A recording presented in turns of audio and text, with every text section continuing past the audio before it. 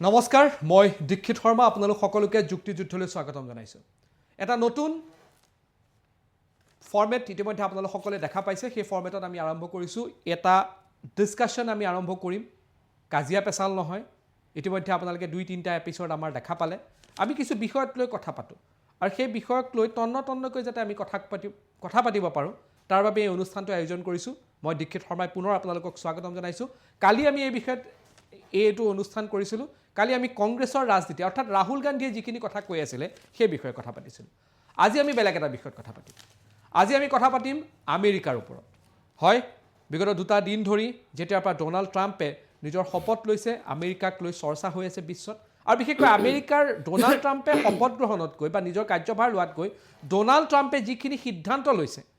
সেই সিদ্ধান্তক লৈ পেলাই যি ধৰণৰ 100টা ফাইল কাৰ্যভাৰ গ্ৰহণ কৰি লগে লগে তেওঁ সাইন কৰিছে আপোনালোকৰ সকলোৱে সেই দৃশ্যটো মনত আছে চাগে ডোনাল্ড ট্ৰাম্পে সাংবাদিকক যিসকল প্ৰেছ আছে প্ৰেছক হোৱাইট হাউছৰ ভিতৰত সম্বোধন কৰি আছে আৰু লগে লগে তেওঁ ইখনকে সিখন ফাইল সাইনো কৰি গৈ আছে সকলো বিষয়ত কথা কৈ আছে আমেৰিকা ফাৰ্ষ্ট পলিচি লৈছে আৰু আজি সবতকৈ ডাঙৰ বিষয়টো এইটো হ'ল যে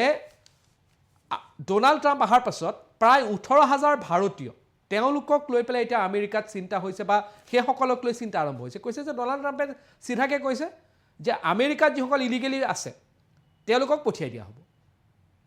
আৰু সেই হিচাপ যি তথ্য আছে সেই তথ্যখিনি মোক উলিয়াই দিছে মোৰ সহযোগী আছে ধ্ৰুৱ মেধি আমাৰ সাংবাদিক তেওঁ মোক এটাকে সকলো তথ্য উলিয়াই দিছে সেই তথ্যখিনি মোৰ হাতত আছে সেইখিনি কথা আমি পাতিম আৰু আমি কওঁ এই অনুষ্ঠানটোত আমি সম্পূৰ্ণৰূপে খোল্লা কথা পাতোঁ কোনো ধৰণৰ বেৰিয়াৰ নাই কোনো ধৰণৰ এনেকুৱা যিটো ধৰক টক শ্ব'ৰ এটা মানে ধৰা বন্ধা নিয়ম থাকে সেই নিয়মৰ মাধ্যমেৰে নাযাওঁ আমি দুজনকে অতিথি মাতিছোঁ তেওঁলোক আমাৰ লগত থাকিব তেওঁলোকৰ মতামত ল'ম কিন্তু আমি আমাৰ কথা খোলাকে ক'ম আৰু আপোনালোকক আশা ৰাখিছোঁ আপোনালোকে যাতে এইখিনি ইয়াক আপোনালোকে আঁকোৱালি লয় আৰু আজি আমি কথা পাতিম যে ডোনাল্ড ট্ৰাম্পৰ ৰাজনীতি ডোনাল্ড ট্ৰাম্পৰ পলিচি ভাৰতৰ কাৰণে কিমান ভাল হ'ব বা কিমান বেয়া হ'ব মোদী ট্ৰাম্পৰ বন্ধুত্বক লৈ আপোনালোকৰ মনত আছে কেনেধৰণে 2020 চনত ট্ৰাম্প ইয়ালৈ আহিছিলে হাউডি মোদী মোৰ যদি ভুল হোৱা নাই সেইটো অনুষ্ঠান হৈছিল আমেৰিকাত তাৰপিছত নমস্তে ট্ৰাম্প গুজৰাটত হৈছিলে সেই ভাষণটো আমি এতিয়াও আপোনালোকে ইউটিউবত যদি আছে আপোনালোকে চাই থাকিব পাৰে কি কথা কৈছিল মোদী আৰু ট্ৰাম্পৰ মাজত বন্ধুত্ব আছে সেইটোত কোনো ডাউট নাই মোদী আৰু ট্ৰাম্পৰ যিটো বন্ধুত্ব আছে সেইটোত কোনো ধৰণৰ সন্দেহ নাই আৰু ৰাষ্ট্ৰপতি ইলেক্ট হৈ ট্ৰাম্পে হেকাৰ কথা মোদীক লগ পাম বুলি বিভিন্ন সময়ত কৈ আছে সেইটোত লৈ নাই কিন্তু আমেৰিকা ফাৰ্ষ্ট পলিচি আৰু নেশ্যন ফাৰ্ষ্ট পলিচি যিটো নৰেন্দ্ৰ মোদীৰ নেশ্যন ফাৰ্ষ্ট পলিচি আৰু ট্ৰাম্পৰ আমেৰিকা ফাৰ্ষ্ট পলিচি এইটোৰ মাজত ভাৰতে কি ধৰণৰ ব্যৱস্থা গ্ৰহণ কৰিব বা ভাৰতৰ বাবে কিমান সুফল হ'ব সেইভাবে মই কথা পাতিম মোৰ লগত উপস্থিত আছে বৰ্তমান প্ৰাক্তন সাংসদ বৰ্তমান কংগ্ৰেছৰ নেতা ৰাম প্ৰসাদ শৰ্মা ডাঙৰীয়া আপোনাক স্বাগতম জনাইছোঁ আৰু কিছু সময়ৰ পিছতে বিজেপিৰ প্ৰতিনিধি আহি আমাৰ লগত উপস্থিত হ'ব যেতিয়ালৈকে নাহে আপুনি আমাৰ আলোচনা আৰম্ভ কৰিছোঁ সম্পূৰ্ণৰূপে ইনফৰ্মেল টক হ'ব আৰু মই আপোনাক এইকাৰণে মই ৰাতিপুৱা যেতিয়া ভাবিলোঁ যে এই টপিকটোৰ ওপৰত মই কথা পাতিম কাক মাতিলে ভাল হ'ব প্ৰথমে নামটো আহিলে আৰ.পি. শৰ্মা কাৰণ আপুনি আছে সাংসদ হিচাপে যেতিয়া 2000 পৰা 19লৈকে সাংসদ আছে আৰু তেতিয়া মই দিল্লীত সাংবাদিকতা কৰিছোঁ আৰু আপোনাৰ ঘৰত বহি বিভিন্ন ধৰণৰ আলোচনা হৈছে চাহ লৈ পকৰি খাই আমি একদম ৰাষ্ট্ৰৰ বিভিন্ন কথা আলোচনা কৰিছোঁ আৰু আপুনি খোল্লা সকলো কথা কয় আপুনি বিজেপিত থাকোঁতেও খোল্লাকৈ কয় সকলো কথা কোনো লোকঢাক নকৰাকৈ আজি কংগ্ৰেছত আছে খোলাকৈ কয় এতিয়া মই আৰম্ভ কৰিছোঁ এইটো বিষয়টো আপোনাৰ পৰা ট্ৰাম্প আহিলে ট্ৰাম্প ভাৰতৰ বাবে কিমান ভাল হ'ব কি বেয়া হ'ব কিন্তু ট্ৰাম্পৰ যিটো পলিচি কাৰণ 18,000 ভাৰতীয়ক লৈ এতিয়া তাত ডাঙৰ প্ৰশ্ন উত্থাপন হৈছে আপুনি কি ভাবে কাৰণ আপুনি সেই গোটেই ব্যৱস্থাটো আপুনি কিন্তু ক্লোজলি চাইছে দিল্লী নাই এটা ইনিচিয়েলি 18,000 এতিয়া ধৰা হৈছে আল্টিমেটলি কৰি 7,50,000 ভাৰতীয় তাত আছে ইলিগেলি আছে কিয় বহুত কষ্ট কৰি 21জন ভাৰতীয় আপোনাৰ বিশেষকৈ 50% আছে গুজৰাটী দে আকৌ এইটো মন কৰিবলগীয়া গুজৰাটক আমি মষ্ট ডেভেলপ ষ্টেট বুলি কওঁ আটাইতকৈ উন্নত ৰাজ্য বুলি কওঁ কিন্তু 50% গুজৰাটী আছে ছেকেণ্ড আছে পঞ্জাৱৰ সেইটো আমি উন্নত ৰাজ্য বুলি কওঁ আৰু বাকী আছে বিহাৰ ইউ পি সব মিলাই আৰু সাউথ ইণ্ডিয়ান আছে যথেষ্ট কিন্তু টোটেল 7,50,000 মানুহ বিতৰণ কৰিব তাৰ পৰা ট্ৰাম্পে এইটো পলিচি আৰম্ভ কৰি দিছে আৰু তাৰ ইভেন হিচাপ কেইটা ফ্লাইট লাগিব বয়িংবিলাক লাগিব এইটো হিচাপ কৰি থৈছে প্ৰায় 1,500 বয়িং লাগিব ফ্লাইট লাগিব 1,500 বা 2,500 বয়িং লাগিব সব প্ৰায় প্ৰায় পলিচি ৰেডি কৰিছে ট্ৰাম্পে শপত গ্ৰহণ কৰাৰ আগতে ইভেন ইলেকশ্যন ঘোষণা হোৱাৰ লগে লগে হি ষ্টাৰ্ট হিজ পলিচি তেওঁ নোট ডাউন তাৰমানে প্ৰেচিডেণ্ট ইলেক্ট হৈ তেওঁ আৰম্ভ কৰি দিছে প্ৰেচিডেণ্ট ইলেক্ট হৈছে আৰম্ভ কৰিছে তাৰ আগতে তেওঁ কনচেপ্ট তেওঁ আপুনি ভাষণত শুনিব যেতিয়া প্ৰি ইলেকশ্যন ভাষণত যেতিয়া আপোনাৰ নিৰ্বাচন প্ৰচাৰত শুনিব যে আমেৰিকা ফাৰ্ষ্ট আৰু যিবিলাক ইলিগেল মাইগ্ৰেণ্ট আছে এইবিলাক বিতৰণ কৰিব লাগিব ইয়াৰ পৰা নিজৰ দেশত পঠাব দিব লাগিব আৰু যোনে ইলিগেলি ঘুচায় তেওঁলোক এনে নহয় এনে ধৰি নপঠায় পুলিচ একশ্যন হ'ব প্ৰথমে পুলিচে ধৰিব অলপ দিন জেল খাব বা কিমান মাহে জেল খাব then only they will be deported that is the policy for the beginning আৰু সেই পলিচিৰ ওপৰত তেওঁ কায়েম আছে আৰু এটা পলিচি লৈছিল মোৰ যদি ভুল হোৱা নাই মাগা বুলি কয় না মেক আমেৰিকা গ্ৰেট এগেইন য়েছ মাগা পলিচি মাগা পলিচি গতিকে তেওঁ আৰু এটা ভাৰতৰ কাৰণে বেয়া হ'ব কি বিতৰণটো হ'বই 7.5 লাখ লাহে লাহে ধৰক 6 মাহ লাগক বছৰ 1.5 বছৰ লাগক বিতৰণ হ'ব আটাইতকৈ মানুহ যিবা আমাৰ ল'ৰা ছোৱালী তাত আছে ইমান কষ্ট কৰিছে আপুনি মেক্সিকো বৰ্ডাৰ দি যায় that is very dangerous route মেক্সিকোৰ বৰ্ডাৰ দি যায় তাত এখন গ্ৰেট ৱাল এখন বনাম বুলি কৈ দিছে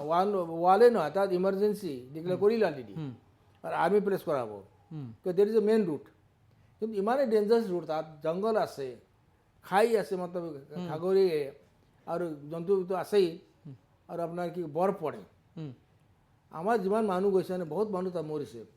ৰিচেণ্টলি এটা ফেমিলি গৈছিল গুজৰাটৰ পৰা তেওঁলোকে কোৱা নাই যে আমি তাত থাকিব যাম বুলি থাকিবলৈ গৈছিল ইলিগেলি কৈছে ফুৰিবলৈ যাওঁ কিন্তু ইলিগেল ৰুটেৰে গ'লে তেওঁলোকে ৰাস্তাটো মৰিলে বৰফ পৰি কণ ল'ৰা ছোৱালী দুইজন আৰু আপোনাৰ এই মা দেউতা তেনেকৈ কষ্ট কৰি একোটা দালালি আকৌ ইণ্ডিয়াত কি কৰে 50 লাখ লয় 40 to 50 লাখ তেওঁলোকে লয় আদায় কৰে সেই মানুহজন মাটি বিক্ৰী কৰি সোণ বন্ধ কৰি মা দেউতাক ইচ্ছাৰ বিৰুদ্ধে যায় আৰু যেতিয়া মা দেউতা মৰে বা কোনোবা আত্মীয় স্বজন মৰে তেতিয়াহ'লে ঘৰত আহিব নোৱাৰে শ্ৰাদ্ধ তাৰ পৰা এই ভিডিঅ' কৰি ভিডিঅ' কনফাৰেন্সত এবাৰ গ'লে 10 বছৰলৈতো আহিব নোৱাৰে এটি যে কঠোৰ যদি কালাপানী বুলি কৈছিলোঁ আগতে আমি এই কালাপানী এতিয়া আমাৰ মানুহবিলাক চাফাৰ কৰি আছে এতিয়া ভয় হৈছে যে আমি কেনেকৈ যাম কেনেকৈ আমি খেদাব হয় আপুনি কওক লাইভ এণ্ট্ৰি এতিয়া আমাৰ জয়ন্ত গোস্বামী আহিছে বিজেপিৰ মুখপাত্ৰ আজি প্ৰথমবাৰ তেখেতৰ লাইভ এণ্ট্ৰি হৈ আছে লাইভ এণ্ট্ৰি আহক স্বাগতম জনাইছোঁ আহক হয় গতিকে সেই এটা ৰিস্ক আছে আৰু এটা কথা ডাঙৰ পলিচি ট্ৰাম্পে লৈছে তেওঁ কালি পৰহি ভাষণত কৈছে মই শুনি আছোঁ বিশেষকৈ আজিজৰা BBC লণ্ডনত তেওঁ কৈছে যিটো আমাৰ ইয়াৰ পৰা ইম্পৰ্ট কৰি লৈ যোৱা বস্তুবিলাক ভাৰতে টেক্স লগাই তাত টেক্স লগাই বিক্ৰী কৰে ইয়াতে আমিও টেক্স লগাম ভাৰতৰ যিবিলাক বস্তু আহে আমিও টেক্স লগাম কিয়নো আপুনি আমি এনেকৈ কথা পাতি মুখামুখি কথা পাতি আপুনি কেমেৰা ফালে নাচালে হ'ব এইটো সম্পূৰ্ণৰূপে এটা বেলেগ পলিচি লৈছোঁ মানে মৰসাহ কৰিছোঁ বুলি কৈছোঁ দেই আপুনি মই আহিম আপোনাৰ ওচৰলৈ ক'ম কৈছে যে আমেৰিকাৰ পৰা আমাৰ ইম্পৰ্ট কম আছে মেক্সিমাম ইম্পৰ্ট হয় চাইনাৰ পৰা 75% হয় গতিকে যিহেতু ইয়াৰ পৰা যোৱা বস্তু বাহিনীৰ ওপৰত ভাৰতে টেক্স লগায় আমিও এতিয়া যিহেতু ভাৰতৰ পৰা অহা বস্তু বাহিনীৰ পৰা আমি টেক্স লগাম সেইটো এটা আমাৰ কাৰণে অলপ ঘাতক হ'ব কিয় আমাৰ এক্সপৰ্ট কমি যাব সেই হিচাপে আৰু ইম্পৰ্ট হয়তো কিমান দূৰ তেওঁ আহিব দিয়ে নিদিয়ে টকা পঠাবলৈ এতিয়া তেওঁ কৈছে আমি টেক্স দিব লাগিব টকা যদি পঠোৱা আমেৰিকাৰ পৰা আমেৰিকাৰ লোৱা কমোৱা মানুহ টকা যদি তোমাৰ দেশলৈ পঠোৱা দেন 35% টেক্স লাগু কৰা হ'ব গতিকে এইটো খালি ভাৰতৰ কাৰণে নহয় বিভিন্ন দেশৰ কাৰণে এইটো অলপ নিউজ আহি আছে ট্ৰাম্পে আগ লগা হয় পুৰা বিশ্বকো গতিকে ফৰেন পলিচি বহুত চেঞ্জ হ'ব আজি চাওক যে কাক মাতিছে ৰাছিয়াক মাতা নাই আমাৰ ফ্ৰেণ্ডক মাতা নাই আমাক মাতা নাই খালি ভাৰত বুলি মাতিছে ইণ্ডিয়া বুলি ইণ্ডিয়া ইজ ইনভাইটেড মোদী ডাঙৰ মাতা নাই ৰাছিয়ান পুটিন মাতা নাই আমাদেৰ চাইনাক 70 দেশক মাতিছে মেলোনিক মাতিছে ইটালীৰ তেওঁ যে এগেইনষ্ট কৰি আছিলে আৰু থাৰ্ড পলিচিৰ তেওঁৰ ইউৰোপিয়ান ইউনিয়নক ভাঙিব that is the main policy মানে ভাৰতৰ কাৰণে কি হ'ব এইটো ভাৰতৰ কাৰণে আমাৰ কাৰণে এইটো ইউৰোপিয়ান ইউনিয়ন ভাঙিলে আমাৰ কাৰণে বিশেষ নহয় কিন্তু ব্ৰিক্স ভাঙিলে আমাৰ বেয়া হ'ব ব্ৰিক্সৰ ওপৰত কৰিছে অঁ ব্ৰিক্সৰ ওপৰত কিন্তু কঠোৰ কৰিছে যে যিটো ব্ৰিক্স এটা নতুন কাৰেঞ্চি দিব কৈছে তেওঁতো কঠোৰভাৱে কথাটো কৈ দিছে গতিকে ব্ৰিক্স কাৰণে আমাক লছ হ'ব তেতিয়া ব্ৰিক্স কাণ্ট্ৰিবিলাক লছ হ'ব আৰু ছেকেণ্ডলি এতিয়া অলৰেডি ৱৰ্ল্ড বেংকবোৰ ওলাই আহিলে পেৰিছ আপোনাৰ কি এই যে ক্লাইমেট চেঞ্জবোৰ ওলাই আহিলে চ' হিজ মানে টান্ডা মচাব কিন্তু এটা ভাৰতৰ কাৰণে খুব ভাল বুলি আপুনি নাভাবে ঠিক আছে জয়ন্ত গোস্বামী কি ক'ব চাওক গোটেই কথাটো হৈছে এনেকুৱা যে আমেৰিকা যুক্তৰাষ্ট্ৰত প্ৰায় 6 মিলিয়ন ভাৰতীয় মূলৰ মানুহে তাত বসবাস কৰে আৰু আমেৰিকাৰ যি গ্ৰ'থ আমেৰিকাৰ economic growth social growth political ইম্পেক্টত ভাৰতৰ মানুহৰ এটা অত্যন্ত শক্তিশালী তাত এটা ভূমিকা আছে আৰু এইবাৰ যদি চোৱা যায় ট্ৰাম্পৰ গোটেই নিৰ্বাচনী প্ৰচাৰটোৱে আছিলে আমেৰিকান নেশ্যনেলিজম অৰ্থাৎ মেক আমেৰিকা গ্ৰেট এগেইন য়েছ মাগা য়েছ গোটেই কথাটো হৈছে কি যে তেওঁৰ গোটেই নেশ্যনেলিজমৰ ওপৰত এটা তেওঁৰ নেশ্যনেল আমেৰিকান নেশ্যনেল প্ৰস্পেক্টত তেওঁ নিৰ্বাচন খেলিছে গতিকে এটা জাতীয় চেতনা আমেৰিকানসকলৰ জাতীয় চেতনাক লৈ তেওঁ নিৰ্বাচন খেলিছে আৰু নিৰ্বাচনৰ পাছত সচৰাচৰে যিকোনো পলিটিকেল আইডিঅলজিকেল শাসকেই যেতিয়া নিৰ্বাচনৰ ঠিক পাছে পাছে তেওঁ যি এজেণ্ডাত নিৰ্বাচন খেলিছিলে যি কথা কৈ ভোটাৰ্ছৰ ভোট লাভ কৰিছিলে সেই কথা বতৰাবিলাকত এটা প্ৰথম পৰ্যায়ত কিছু ষ্টেপ লোৱা দেখা যায় গতিকে এই সময়তে আমি খুব বেছি চিন্তাৰ বিষয় হোৱাটো মই হেৰি নেদেখোঁ কাৰণ এটা পলিটিকেল এটা তেওঁৰ থিম লৈ আহিছে গতিকে এই ধৰণৰ কথা বতৰাবিলাক তেওঁ কৈছে কিন্তু দ্বিতীয়তে ট্ৰাম্পৰ যিটো ৱেষ্টাৰ্ণ বাউণ্ডেৰীত যিটো তেওঁ বক্তব্য ৰাখিছিলে তাত তেওঁ কৈছিলে যে ভাৰত চৰকাৰে হেল্পফুল হেণ্ড আগবঢ়াব এই যে ইলিগেল ইমিগ্ৰেণ্ট 18,000 যিটো ইণ্ডিয়ান ইলিগেল ইমিগ্ৰেণ্টৰ কথা কৈছে সেই ইমিগ্ৰেণ্টসকলক বাছি উলিওৱাত আৰু ডিপৰ্টেশ্যন কৰাত অৰ্থাৎ তেওঁলোকক অন্য মানে মূল দেশলৈকে প্ৰত্যাৱৰ্তন কৰাত ভাৰত চৰকাৰেও সহায় কৰিব এই কথাটো কৈছে অৰ্থাৎ পজিটিভিটি আছে তাতে মানে অৰ্থাৎ মানে ৰিলেশ্যনশ্বিপটো ইণ্ডিয়া গভৰ্ণমেণ্ট অফ ইণ্ডিয়া আৰু আমেৰিকান গভৰ্ণমেণ্টৰ যিটো ৰিলেশ্যনশ্বিপ এইটো কৰ্ডিয়েল ৰিলেশ্যনশ্বিপ সেইটোৰ পৰা আপুনি বিজেপি আমি যিহেতু ডিছকাশ্যন কৰি আছোঁ এইটো টক শ্ব' মানে ডিবেট শ্ব' নহয় মোৰ ভিউ আহিছে আমেৰিকাৰ ৰাষ্ট্ৰপতিটো ডাইৰেক্ট কৈ দিছে যে 18,000 বা ইমানখিনি ইলিগেল মাইগ্ৰেণ্ট আছে আমি তেওঁলোকক নাৰাখোঁ ভাৰত চৰকাৰে সহায় কৰিব লাগিব ইলিগেল মাইগ্ৰেণ্টৰ সমস্যাটো অসমত আমিতো ভুক্তভোগী এতিয়াৰ নহয় আমি কেতিয়াৰ পৰা ভুক্তভোগী নৰেন্দ্ৰ মোদীও যেতিয়া আহিছিলে মোৰ মনত আছে 16 মে কে বাদ সাৰে বাংলাদেশীয় কো বৰিয়া বিস্তাৰ সমেত কে জানা হোগা এইখিনি ক্ষেত্ৰত আজি যদি পিছলৈ কি হয় নাজানো আজি দুদিন হৈছে ট্ৰাম্পে শাসনভাৰ কৰা আমি আৰু চাম কি হয় কি নহয় যদি ইমান ষ্ট্ৰং পলিচি ল'ব পাৰিছে আমাৰ ভাৰতে কিয় ল'ব পাৰে সেইটোৱে মই আপোনাক বাংলাদেশৰ মই গৈ আছোঁ এতিয়া মই কথাটো এইটো কৈছোঁ যে যিহেতুকে ট্ৰাম্পে আৰু এটা এছপেক্ট চাওক যোৱা সময়ছোৱাত কেইবাটাও আমেৰিকান জুডিচিয়াৰীৰ কেইবাটাও জাজমেণ্ট আহিছে ভাৰ্ডিক্ট আহিছে য'ত কৈছে যে ইমিগ্ৰেশ্যনৰ যিটো ইলিগেল ইমিগ্ৰেশ্যনৰ এটা সমস্যা আহিছে আৰু ইলিগেল ইমিগ্ৰেণ্ট শুড বি ডিপৰ্টেড এই কথাটো ডাইৰেকশ্যন বহুকেইটা ডাইৰেকশ্যনত লাষ্ট মানে আমেৰিকান জুডিচিয়াৰীৰ জাজমেণ্ট আছে গতিকে সেই ওপৰতো আমেৰিকান গভৰ্ণমেণ্ট প্ৰেছাৰত আছে কাৰণ জুডিচিয়েল ডাইৰেকশ্যনত এটা এডমিনিষ্ট্ৰেটিভ গভৰ্ণমেণ্ট প্ৰেছাৰত আছে গতিকে সেইটো এটা হয়তো এই বক্তব্যটোৰ এটা আধাৰ হ'ব পাৰে আৰু এটা কথা মই আপোনাক কৈছোঁ যে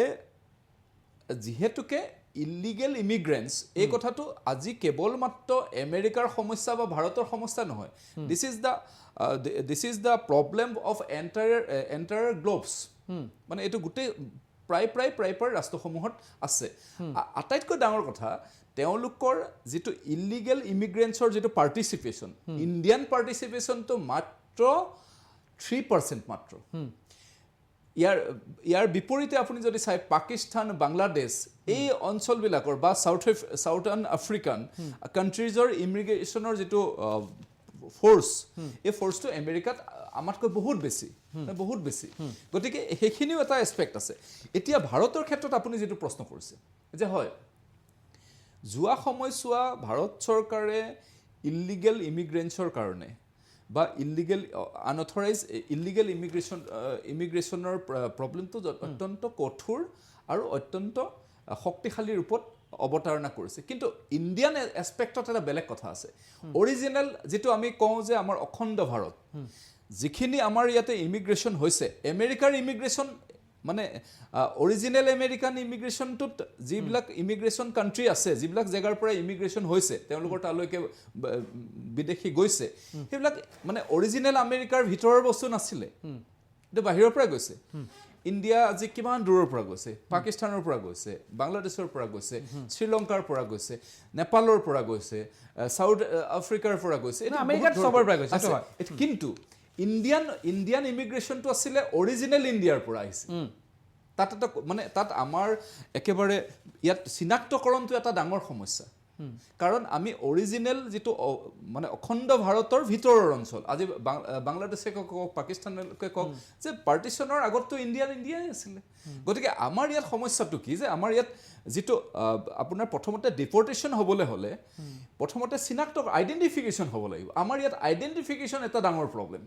আৰু সেই আইডেণ্টিফিকেশ্যনটো যিহেতুকে যুগ ধৰি আইডেণ্টিফাই নহ'ল আপুনি যদি চাওক ভাৰতীয় জনতা পাৰ্টীৰ চৰকাৰ সৌ সিদিনা আহিছে 2016 চনত কিন্তু আমাৰ এই সমস্যা হৈছে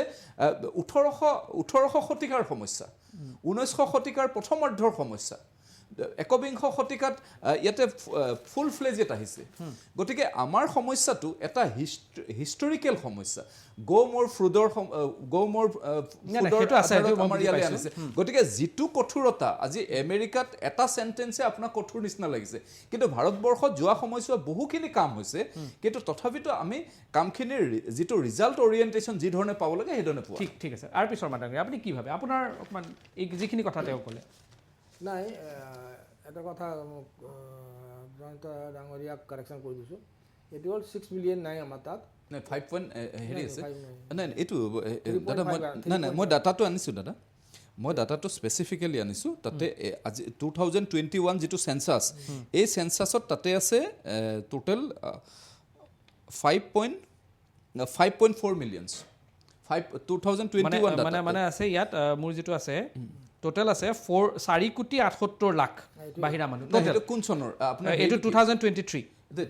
মোৰ ডাটা মানে ICA যিটো দিছে নাই 2024ৰ যিটো হেৰি হয় মানে 45 লাখ আছে 45 সেইটো হ'ল আপোনাৰ অলপ বাঢ়িছিল এই কথাটো মানে 5 মিলিয়নছ এবভ আছে হয় 5 মিলিয়ন আৰু টোটেল পপুলেশ্যন অফ আমেৰিকা হ'ল 35 ক্ৰ'ৰ 35 এৰাউণ্ড 35 ক্ৰ'ৰ আৰু এতিয়া আমাৰো জনসংখ্যা বাঢ়িছে তাত কি আজি 10 বছৰ আগতে আছিল 2.5 নে 2.6 মিলিয়ন আমাৰ যথেষ্ট বাঢ়িছে মাইগ্ৰেশ্যনো তাতে জন্মগত হিচাপে বাঢ়িছে এতিয়া কোৱা নাই আৰু 35 কোটি জনসংখ্যা আমেৰিকা তাত 25 লাখ বা 50 লাখ মিনিং নকৰে কিন্তু এটা কথা বোলে আমেৰিকা তাত আমাৰ ইণ্ডিয়ান মানুহ এটা ইজ্জত আছে হাৰ্ড ৱৰ্কিং ইণ্টেলিজেণ্ট আৰু চিলিকন ভেলি যাওক তাত হয়তো আপনি টাইটেল গোপীকৃষ্ণন ৰামচন্দ্ৰন নহ'লে ঘোষ বোস এনাৰ্জি পাব বেছিভাগে তো they consider them to be hard working and intelligent committee আৰু কেনেডা বা আমেৰিকাত যাওক পাঞ্জাবী মানুহ হাৰ্ড ৱৰ্কিং ইণ্ডাষ্ট্ৰিজ হয় ইণ্ডাষ্ট্ৰিয়েল এৰিয়াত ইভেন বলিউডত আমি লাহে লাহে সোমাই আছোঁ এই হলিউডত গতিকে মোটামুটি আমাৰ দখল আছে তাত কিন্তু দখল কাৰ আছে যোনে অলৰেডি বহুত বছৰ আগতে গ'ল যোনে অলৰেডি তাত গ্ৰীণ কাৰ্ড পালে আজি নহ'লে আপোনাৰ যে উষা ভেন্স আজি উপ ৰাষ্ট্ৰপতি হৈছে FDI ডাইৰেক্টৰ কি নাম কাশ্যপ কি হৈছে পাটিল গতিকে 4 নে 5টা পোষ্টত ভয়ংকৰ ডাঙৰ পোষ্টত ইণ্ডিয়ানছ আছে টোটেল বোধ 35টা পোষ্টত ডাঙৰ পোষ্ট ইণ্ডিয়ানছ আছে গতিকে এটা কনফিডেন্স আমি আৰ্ণ কৰিব পাৰিছোঁ আমেৰিকানৰ পৰা বা আমেৰিকান এডমিনিষ্ট্ৰেশ্যনৰ পৰা যে we are honest working intelligent and hard working গতিকে সেইকাৰণে আমি ইজ্জত আছে জানি চাই পাকিস্তানো আছে তাত আজি আপুনি ডাঙৰ হোটেলবিলাক আছে হয়তো পাকিস্তানী নহ'লে ইণ্ডিয়ান আছে ইণ্ডিয়ান ছাৰ যিমান ডাঙৰ হোটেল আছে গতিকে এইটো এটা দখল আমাৰ আছে মই এছিয়ান কাণ্ট্ৰিজৰ কৈছোঁ অকল ভাৰতৰ নহয় কিন্তু আমাৰ তাত টোটেল ইলিগেল ইমিগ্ৰেণ্টছ এতিয়া আমেৰিকা কোৱাইছোঁ 7.5 লাখ প্ৰায় 1 মিলিয়ন ওচৰা-ওচৰি সিহঁতক এতিয়া ডিপৰ্ট কৰিবলৈ কিমান ৰিচোৰ্চ লাগিব আমাৰ ইয়াৰ পৰা ডিপৰ্ট কৰিবলৈ ধৰক আমাৰ অসমতে আছে প্ৰায় 30-40 লাখ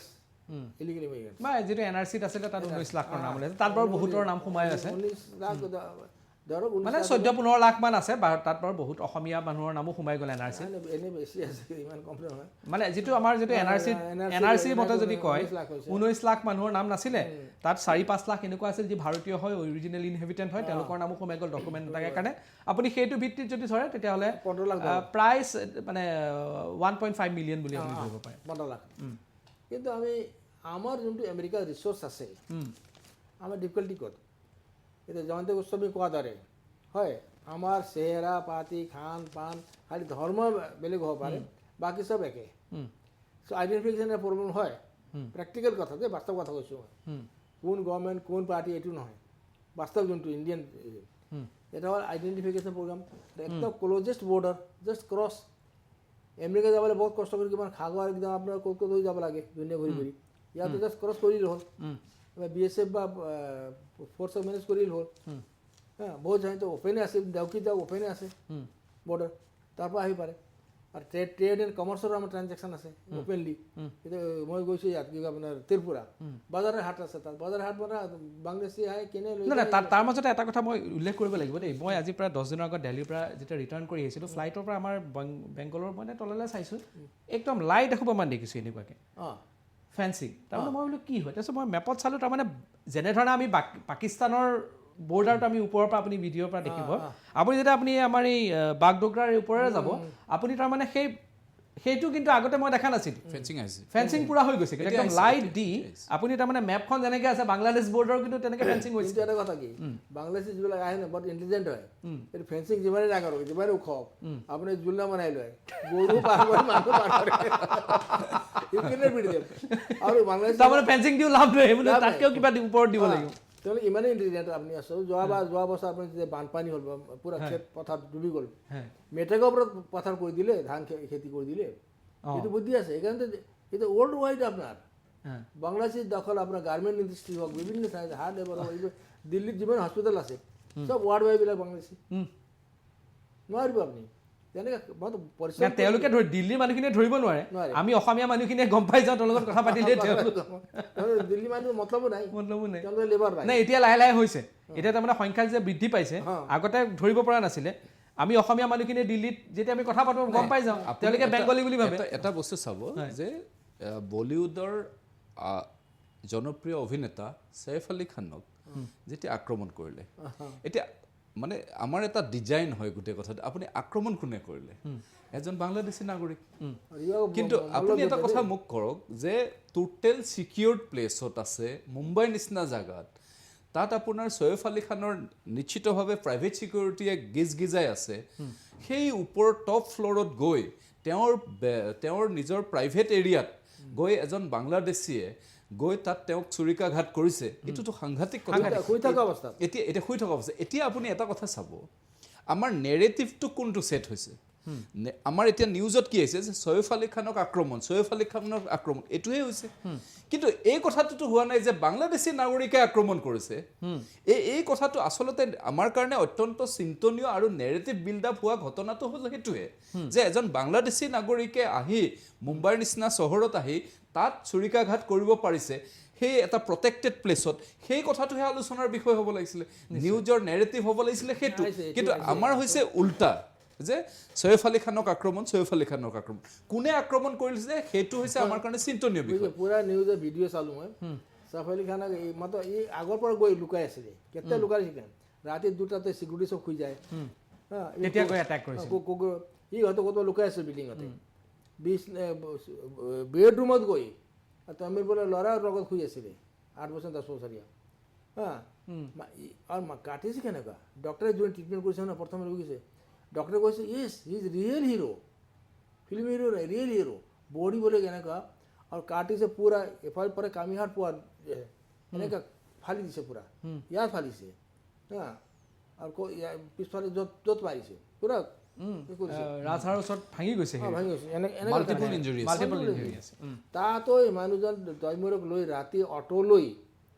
অটোত গুচি গৈছিলে যেতিয়া মাইকী মানুহ যেতিয়া সৈফ আলী খানৰ অৱস্থা দেখিলে মাতিলে আৰু দূৰকৈ ঘূৰি আহিলে মাইকী মানুহ কি বিপদ আছে অটোৱালা ঘূৰি আহি উঠাই লৈ গৈছে তেনেকুৱা ব্লিডিং অৱস্থা পুৰা অটোৱালা কৈছে পুৰা অটো ভিজিয়া থা মাৰা ইমান তাত গৈ যেতিয়া ডক্টৰে পালে ডক্টৰেতো আচৰিত হতভম্ব এই মানুহ কেনেকৈ জীয়াই আছে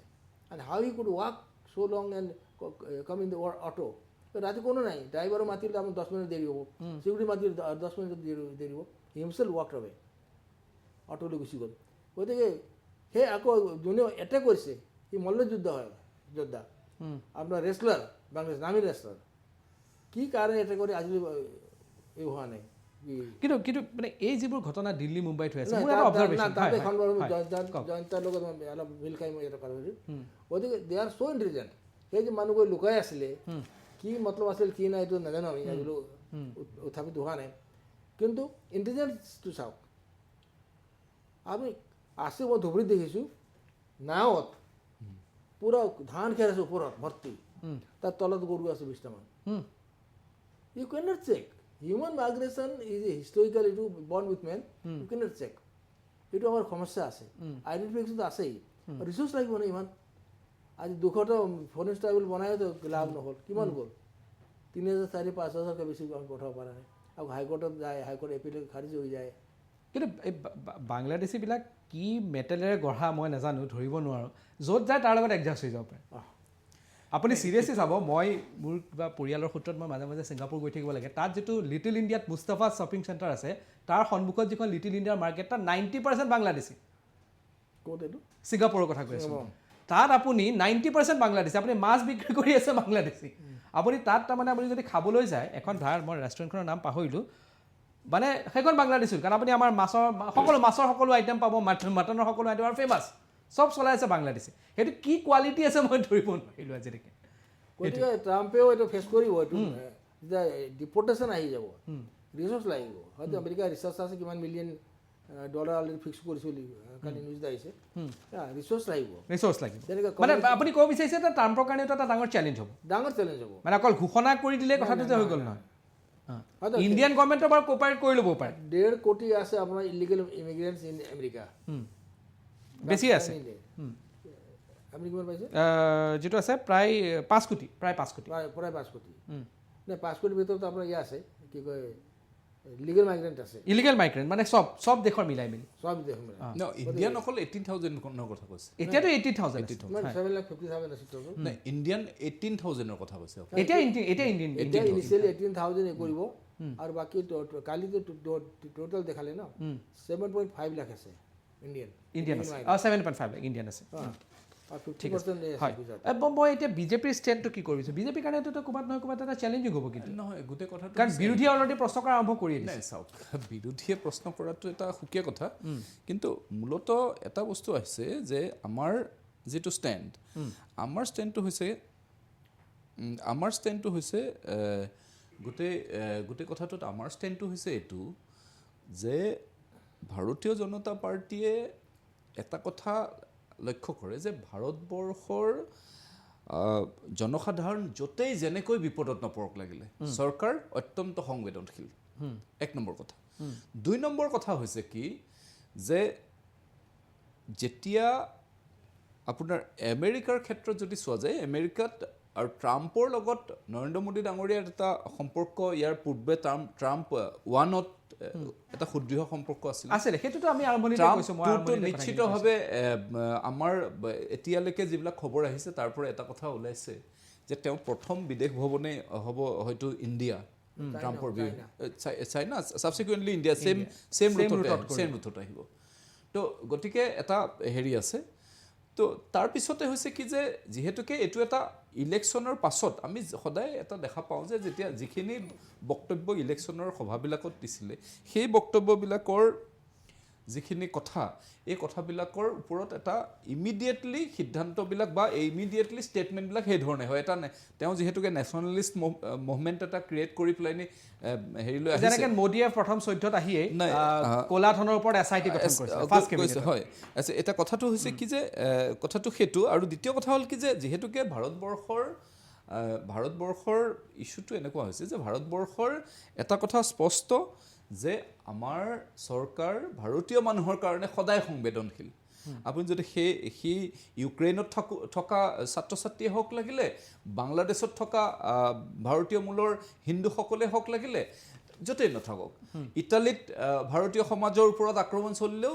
ভাৰতবৰ্ষই সদায় মাত মাতি আহিছিল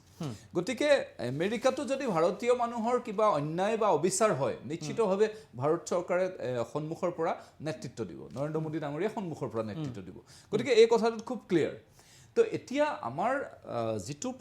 যিটো কথা আহিছে এতিয়া যে এই সময়ত আচলতে মূলত যিটো থিম আমি এটা ষ্টেটমেণ্ট এটা পাইছোঁ কিন্তু তাতে কোনো ধৰণৰ ষ্টেপছ এতিয়ালৈকে অহা নাই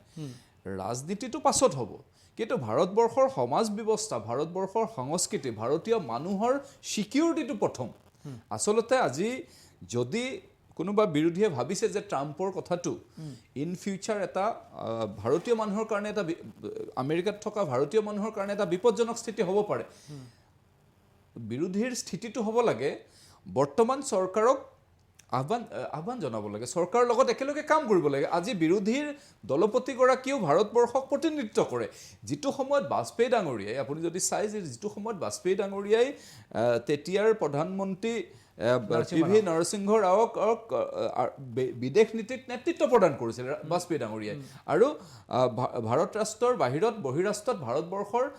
শক্তিশালী স্থিতি তাত উপস্থাপন কৰিছিল ভাৰতৰ চৰকাৰৰ স্থিতি উপস্থাপন কৰিছিল সম্পূৰ্ণৰূপে মানুহ তাত আচৰিত হৈ গৈছে আচৰিত হৈছিল এখন কেনেকুৱা দেশ যে বিৰোধী দলৰ নেতাই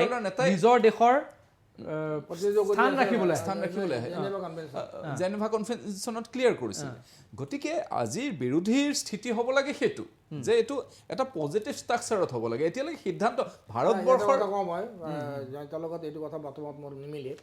কিয় বিৰোধী আৰু তেতিয়া কি আছিলে সুষমা স্বৰাজ ডাঙৰীয়ানীয়ে যেতিয়া ভাষণ দিছিলে শ্বেৰ কৈছিল উৰ্দু শ্বেৰ তেতিয়া তাৰ উত্তৰ দিছে আমাৰ মনমোহন সিঙে হা পুৰা সদন হাঁহি গ'ল হা গদগদ হাঁহিছিল माना कि तेरे नीत के काबिल मैं नहीं कामिल नहीं तू मेरे शौक तो देख इंतजार तो कर এইটো কথা কৈছিল সেই সিচুৱেশ্যন নাই তো যোন আপোনাৰ কি কয় চৰকাৰ আছে বা পাৰ্টি আছে তেওঁলোকৰ দায়িত্ব হয় সুষমা স্বৰাজে কি কৈছিল तू इधर उधर की बात मत कर ये बता काफिला क्यों लूटा এইটো কৈছিল আৰু বহুত আছে আৰু সুষমা স্বৰাজে আকৌ সুশীল কি কয় সুনীল আমাৰ কি সুশীল সিন্ধে তেতিয়া গৃহমন্ত্ৰী আছিল আৰু মনমোহন সিং চবৰ ওপৰত কৈছিল নহয় তেতিয়া আকৌ এবাৰ মাৰিছিলে গতিকে সেই চিটুৱেশ্যন পাৰ্লিমেণ্ট নাই এতিয়াতো তই আৰু মই এতিয়াতো মাৰপিট হৈ গৈছে গতিকে it is the government to initiate that cordial relation with the opposition otherwise there will not be no settlement অকল অপজিশ্যন গৈ হাত মিলাব নোৱাৰে you have to come forward because it is your responsibility গভৰ্ণমেণ্টৰ ৰেছপনচিবিলিটি পাৰ্লিমেণ্ট কেনেকৈ চলাব parliament কেনেকৈ কৰ্ডিয়েলেশ্যন কেনেকৈ হ'ব তেতিয়া বিৰোধীয়ে দিব তেতিয়া নহ'লে বিৰোধীক জনতাই কণ্ডেম কৰিব সেই চিচুৱেশ্যন নাইতো 2017 টোটেল ডিফাৰেণ্ট হৈ গ'ল একদম শত্ৰু মানে শত্ৰু হ'ব কথাও পাতিব নোৱাৰে চাবও নোৱাৰে সেইদিনাখন এইবাৰতো পাৰ্লিমেণ্টত যি ধৰণৰ দুই পক্ষৰ মাজত গতিকে সেই চিচুৱেশ্যনৰ কাৰণে speaker is liable responsible and the government is responsible Rajya Sabha হওক বা আপোনাৰ কি লোকসভা হওক ঠিক আছে চাওক কথাটো হৈছে কি যে মানে আমি দেখা পাইছোঁ যে বিৰোধীক কি ধৰণে ট্ৰিটমেণ্ট কৰে আমি এতিয়া দাদাই হয়তো সেই সময়ত কংগ্ৰেছত নাছিলে আমাৰ ফালে আছিলে গতিকে সেই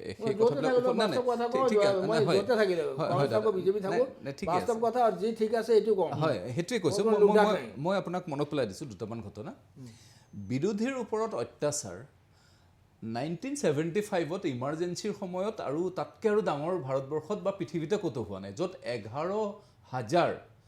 বিৰোধীৰ নেতা ৰাষ্ট্ৰীয় পৰ্যায়ৰ নেতা ৰাজ্যিক পৰ্যায়ৰ নেতা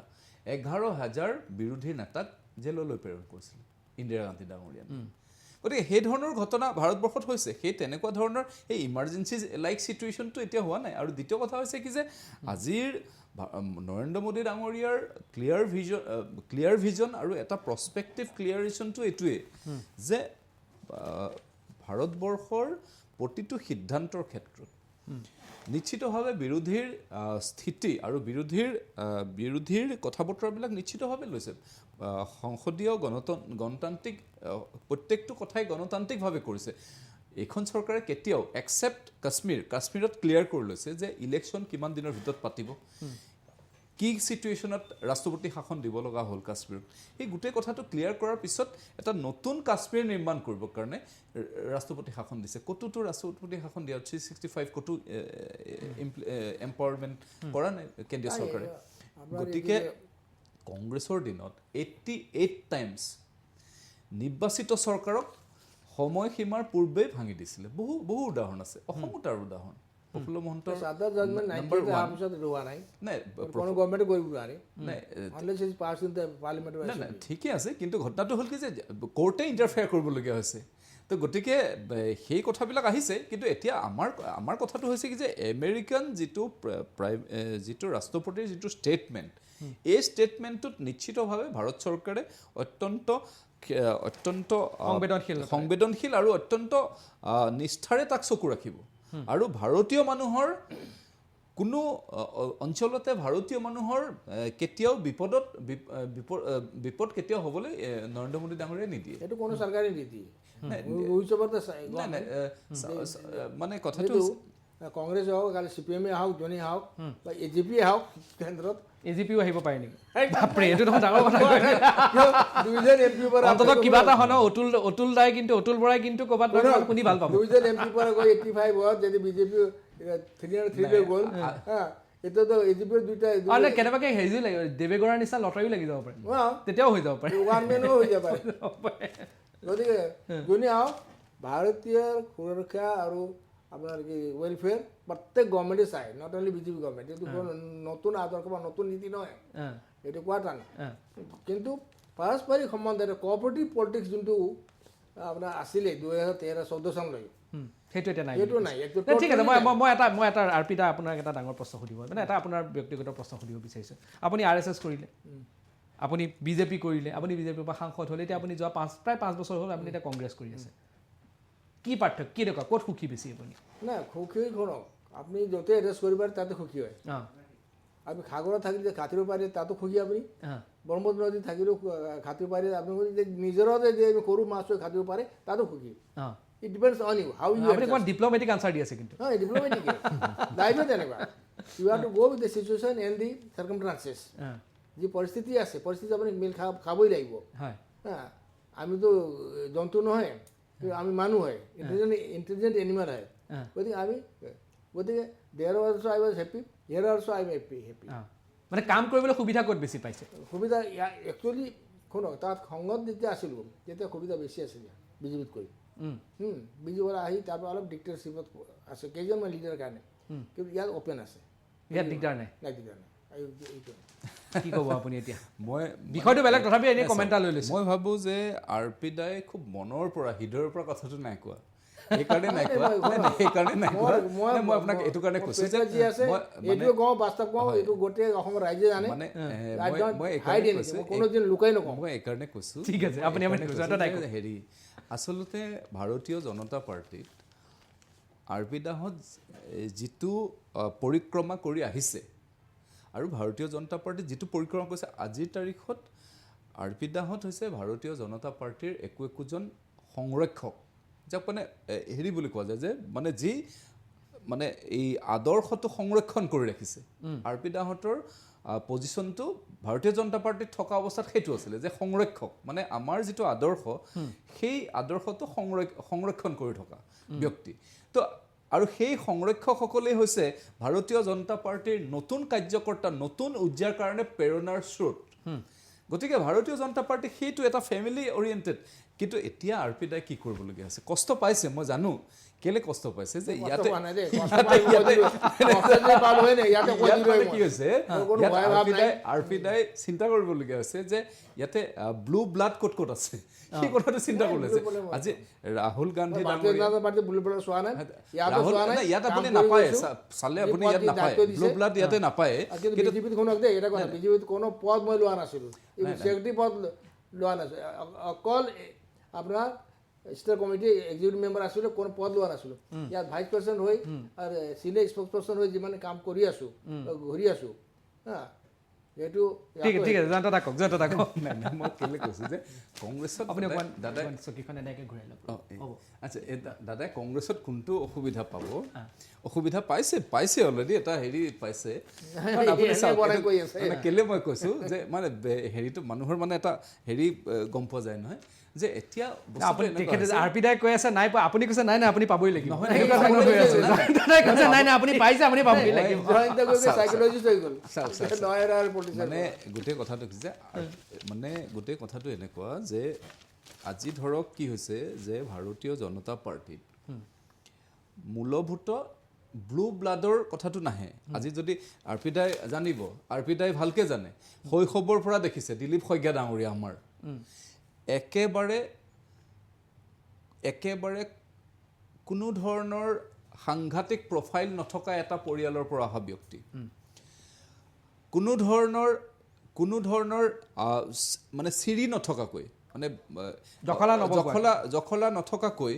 কেৱল মাত্ৰ নিজৰ কষ্ট চেষ্টা আৰু আদৰ্শক ধৰি থকা মনোভাৱৰ বাবে আজি সৰ্বোচ্চ পদলৈকে আহিবলৈ সক্ষম হৈছে এতিয়া ঘটনাটো হৈছে মই আপোনাক কৈছোঁ কথাটো আমেৰিকাৰ পৰা একদম আহি গ'ল বেলেগ এতিয়া ঘটনাটো হৈছে কি যে আজি বিজেপিৰ কাৰণে এইটো পৰা যায় কিন্তু গোটেই কথাটো হৈছে কি যে আজি বিজেপিৰ কাৰণে সেইটো হয় কিন্তু কথাটো হৈছে কি যে এতিয়া আপুনি এটা কথা চাব দেই কোনোদিন যুৱ কংগ্ৰেছ নকৰা কোনোদিন পেৰেণ্ট বডি নকৰা কোনোদিন সংগঠনৰ ফ্ৰণ্টেল নেতৃত্ব নিদিয়াকৈ আজি গৌৰৱ গগৈ ডাঙৰীয়া বিৰোধী উপদলপতি হ'ল অসমৰ নেতা একে সময়তে ৰাহুল গান্ধী ডাঙৰীয়া যদি কথাটো চায় ৰাহুল গান্ধী ডাঙৰীয়াটো সেই ধৰণৰ কোনো ধৰণৰ এই পৰিক্ৰমা নকৰাকৈ আহিছে কিন্তু দিলীপ শইকীয়া ডাঙৰীয়াৰ ক্ষেত্ৰত যদি চোৱা যায় তেতিয়াহ'লে দেখা যাব তেওঁ সেই পৰিক্ৰমা কিন্তু এটা কথা কি দিলীপ শইকীয়া ডাঙৰীয়া জখলাৰ যদি কথা কওঁ নহয় ডাঙৰ মানুহ নাম ইয়াত ওলাই পৰিব সেইকাৰণে মই নকওঁ আচ্ছা এইটো বহুত ডাঙৰ ষ্টেটমেণ্ট দি দিলে ডাঙৰ লিডাৰৰ এইটো Maharashtra best Delhi best Assam best অন্তত 3জন লিডাৰৰ হাত আছে না নিশ্চিতভাৱে থাকে মৰমৰ হাত না দাদা মস্কান মাৰ্গে বিজেপিটো নহয় দাদা আজিকালি বাজপেয়ী টাইম এতিয়া মোদী ডাঙৰীয়া অহাৰ পিছত টোটেলি ডিফাৰেণ্ট হৈছে দাদা শুনক মই আপোনাক কৈছোঁ নহ'লে ৰাজনাথ সিঙক কিয় হোম মিনিষ্টাৰৰ পৰা ডিফেন্সত পঠাব এইটো কিয় গাডকাৰী এলাগী হৈ গ'ল নাই এলাগীটো হোৱা নাই Gadkari one of the powerful minister of the one of the best most powerful minister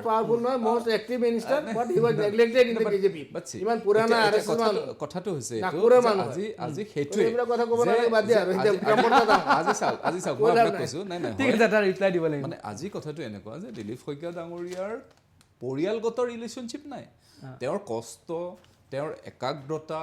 আদৰ্শক ধৰি থকা যিটো মন সেইটোক হয়তো নিশ্চিতভাৱে আমাৰ নেতৃত্বই ভাল পাইছে মৰম কৰিছে সেইটো স্বাভাৱিকতে আহে আগতে আৰ পি দাহঁতেও তেনেকুৱাকৈ বহুতক মৰম কৰিছিলে নিশ্চিতভাৱে কৰিছিলে আজিৰ ভাৰতীয় জনতা পাৰ্টীৰ মই এনেকুৱা বহুকেইজনৰ নাম ক'ব পাৰোঁ আজিৰ নেতৃত্ব আজি সুন্দৰ আসন পাবলৈ সক্ষম হৈছে চৰকাৰত সুন্দৰ আসনত বহিবলৈ সক্ষম হৈছে আজি বিধায়ক হৈ জিলিকি উঠিছে MP হৈ জিলিকি উঠিছে আৰ পি দাহঁতৰ বহুত মৰম আছে এটা সময়ত আছে মৰম সেই মৰমটো মই নাভাবোঁ যে তেখেতক তেল মাৰি লৈছে এইটো তেখেতে দেখিছে যে সংগঠনৰ কাৰণে ভাল ল'ৰা মানে ভালকৈ কাম কৰিছিলে সেই তেখেতে দেখা পাইছিলে আমাৰ ভাৰতীয় জনতা পাৰ্টীত থকা অৱস্থাত আৰু গতিকে তেওঁক তলৰ পৰা তুলি আনিবলৈ সক্ষম হৈছিলে কিন্তু কংগ্ৰেছতো এইটো নোৱাৰে নহয় কংগ্ৰেছত হ'বলৈ হ'লে আপোনাৰ কংগ্ৰেছত হ'বলৈ হ'লে কোন হ'ব লাগিব কোনোবা ভূমিধৰ বৰ্মনৰ পুত্ৰ হ'ব লাগিব কোনোবা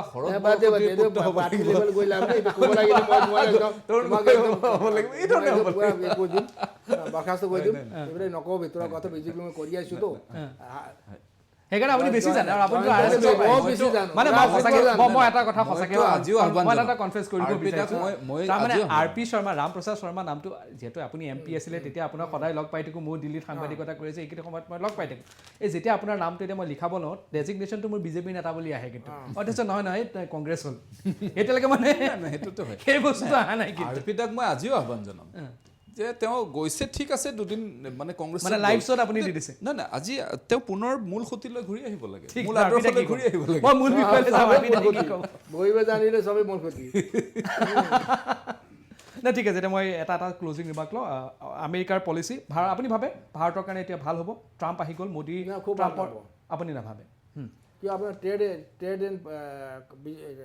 কমাৰ্চত আমাৰ অলপ ক্ষতি হ'ব যদি তাৰ পৰা অহা বস্তুবিলাক টেক্স লগাই দিয়ে তেতিয়াহ'লে আমাৰ ইণ্ডিয়াৰ পৰা যোৱা ইকনমিক আমাৰ অকণমান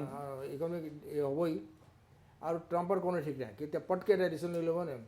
ইটো চেঞ্জ এভৰিথিং আমি যোনটো ভাবি আছোঁ আজি জয়ন্তে যোনটো কৈ আছে এইটো উল্টা হৈ যাব পাৰে ফৰেন পলিচিৰ পৰা লৈ আপোনাৰ ট্ৰেড এণ্ড কমাৰ্চ পৰা লৈ আপোনাৰ এই যে ইমিগ্ৰেশ্যন ইছ্যুটো আছেই ডাঙৰ ইছ্যু কিমান আহে কিমান যায় কিমান কি হ'ব এতিয়া আকৌ শুনিছোঁ কালি নিউজত যে যিবিলাক পঠাব তাৰ পৰা ভাড়া হয়তো তেওঁলোকে দি আহিব লাগিব নহ'লে ভাৰত চৰকাৰে বিয়াৰ কৰিব লাগিব হেভি এটা ইনভেষ্টমেণ্টৰ কথা আছে গতিকে ইমান সহজ নহয় ট্ৰাম্পৰ চাইক'লজি অধ্যয়ন কৰি যে পটকৈ কৈ দিয়া ইন কোৰ্চত আৰু যি ডিচাইড কৰে নহয় যি কয় এইটো কৰিবই মানুহজনে আমাৰ ইণ্ডিয়ান পলিটিচিয়ান আৰু তেনেকৈ নহয় আমি চফ্ট আমি ইণ্ডিয়ান পলিটিচিয়ানবিলাক Trump is very hard core not সেইটো কাৰণে আপুনি ভাবিছে যে যিটো পলিচি আছে মোদীৰ লগত যিটো ভাল সুসম্পৰ্ক মোদীৰ লগত থাকিব পাৰে কিন্তু ভাৰতৰ কাৰণে আপুনি ইমান এটা সহজ বুলি ভাবা নাই ট্ৰাম্প 2.0 বহুত কণ্ডিশ্যনত ভাৰতে ট্ৰেড এণ্ড কমাৰ্চ ল'ব লাগিব ফৰেন পলিচি ল'ব লাগিব ঠিক আছে আৰু চাইনাৰ লগত তেওঁ বেছি দোস্তি পতাব চাব লাহে লাহে এইটো এটা জাষ্ট টেবুল টাৰ্ণ হ'ব আচ্ছা যোনটো পলিচি আগতে আমেৰিকাৰ আছিল নহয় এইটো উল্টা হ'ব উল্টা চাইনাৰ লগত বেছি ভাল হ'ব ঠিক আছে জানো কৈছে চাওক মই ভাবোঁ যে ভাৰতীয় জনতা পাৰ্টীৰ নেতৃত্বাধীন নৰেন্দ্ৰ মোদী ডাঙৰীয়াৰ চৰকাৰখনে ভাৰতবৰ্ষৰ যি পজিশ্যন এই পজিশ্যন নিশ্চিতভাৱে বিশ্বৰ এক লেখত ল'বলগীয়া স্থানলৈকে লৈ গৈছে দ্বিতীয় কথা হৈছে কি যে আমেৰিকান ভিউ পইণ্টৰ পৰা নিশ্চিতভাৱে ট্ৰাম্পে সেই কথাটো কৈছে কিন্তু আজিৰ তাৰিখত সেই বক্তব্য ৰখাৰ পাছত আমেৰিকান নিউয়ৰ্ক চহৰকে আদি কৰি বহুকেইখন চহৰত তাক বিৰোধিতাও কৰিছে তাৰ বিৰোধী দলে আমেৰিকান যিটো ষ্টেণ্ড ট্ৰাম্পে দাঙি ধৰিছে তাক বিৰোধিতাও কৰিছে বা তাৰ ওপৰত বিক্ষোভ প্ৰদৰ্শনো হৈছে আৰু তাত যিবিলাক বিভিন্ন ধৰণৰ মানে আমেৰিকান চিভিল ছ'চাইটিও তাক বিৰোধিতা কৰিছে গতিকে নিশ্চিতভাৱে আৰু এইবাৰ ট্ৰাম্পৰ নিৰ্বাচনী যি পজিশ্যন মানে তেওঁৰ যিটো ইলেক্টৰেল পজিশ্যন এই পজিশ্যনটো এনেকুৱা এবছলিউট নহয় নিশ্চিতভাৱে এটা বিৰোধীৰ শক্তিও তাতে স্পষ্টভাৱে পূৰ্বতকৈ শক্তিশালী সেনেটাৰ তেওঁ বহুত বেছি আছে কিন্তু ঘটনাটো হৈছে কি যে তাতে এটা বিৰোধী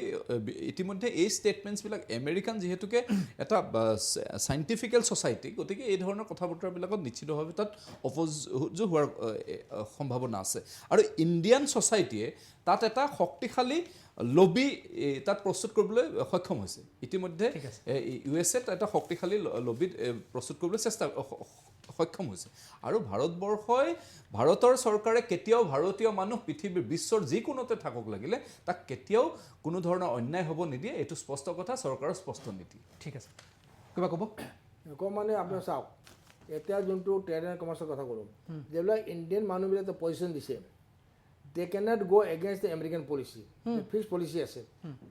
ৰাষ্ট্ৰপতিৰ যোনটো আদেশ নিৰ্দেশ আছে এইটো এগেইনষ্ট লৰ্ডছৰে কৰিব নোৱাৰে কালি ওলাই পেলাই দিব ডাইৰেক্ট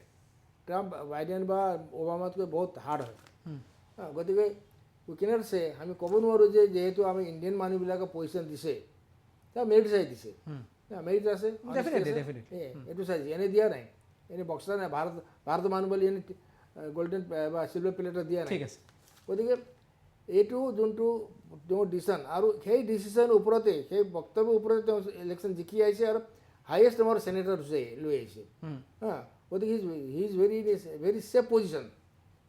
তেওঁ কোনো ক্ষতি ডায়েৰী কৰিব নোৱাৰে আৰু তেওঁতো গ্ৰাণ্টিড আছে 4 বছৰ থাকিবই